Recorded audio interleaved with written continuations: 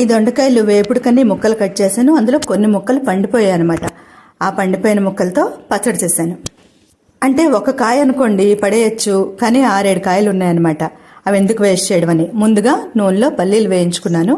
కొంచెం ఎక్కువ వేగిపోయాలండి. పచ్చిమిరపకాయలు వేసి తర్వాత ఈ దొండకాయ ముక్కలు కూడా వేసానమాట. బాగా మగ్గించుకొని పసుపు, చింతపండు, ఉప్పు, ఇంగువ వేసి స్టవ్ ఆఫ్ చేశాను. చల్లారాక గ్రైండ్ చేసుకున్నాను అనమాట. ఈ లోపల ఈ చిన్న గ్లాసులో టమాటా పప్పు చేయమన్నాడు మా అబ్బాయి. చిన్న గ్లాసు కందిపప్పు, 4-5 టమాటాలు, 5 అనుకుంటాను. ఇదిగో ఇన్ని పచ్చిమిరపకాయలు కట్ చేసి కుక్కర్లో ఉడికించాను.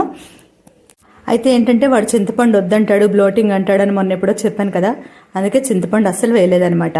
ఈ టమాటా పప్పు కని వేయించిన పోపు కొంచెం ఉంచాను పచ్చడి కని. ఇదిగో పచ్చడి ఇలా మిక్సీలో గ్రైండ్ చేసుకున్నాను. కొంచెం నీళ్లు వేసుకున్నాను. తర్వాత పోపు కొంచెం ఉంచుకున్నాను కదా, దాంట్లో ఈ పచ్చడి వేసి బాగా కలిపి గిన్నెలోకి తీసానమాట.